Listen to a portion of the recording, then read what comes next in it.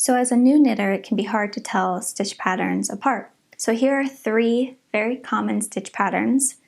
The moss stitch, which is sometimes called American moss stitch or Irish moss stitch. This is a basic 1x1 rib.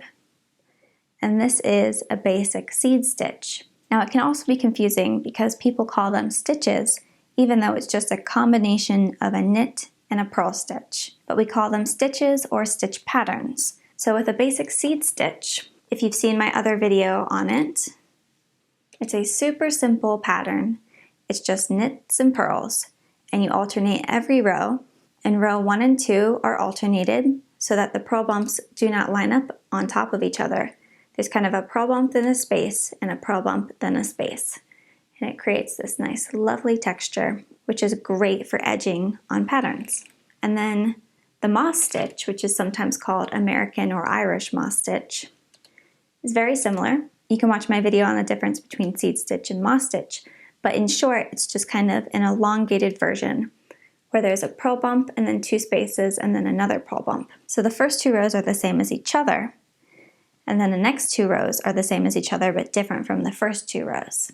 And if that sounds confusing, you can watch my tutorial video on it. I promise it's very easy. And then rib stitch is the one that kind of looks different. So a rib stitch pattern is kind of an overarching term for many different kinds of ribs, because you can create a rib out of almost any combination of knits and purls.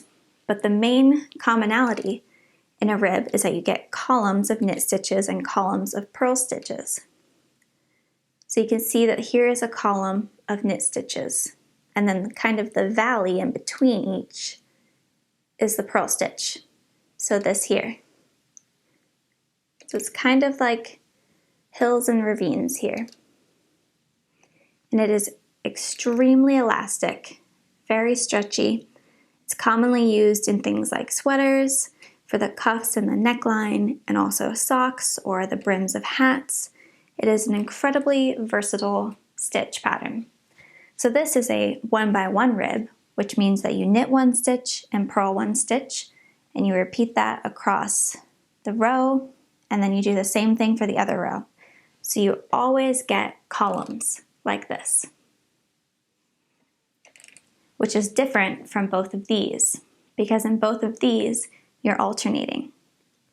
So I have video tutorials on all 3 of these, and a bunch more for beginner knitters if you're interested in learning how to knit these. That is kind of the difference between these, is that a seed or a moss stitch is alternated, whereas a rib creates columns.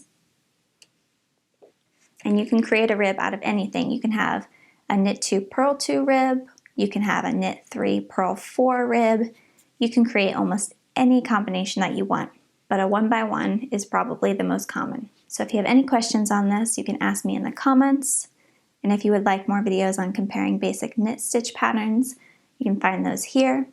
And if you would like to knit any of these stitch patterns, you can find my video tutorials on that here. And if you found this video helpful, please like it and subscribe to get more.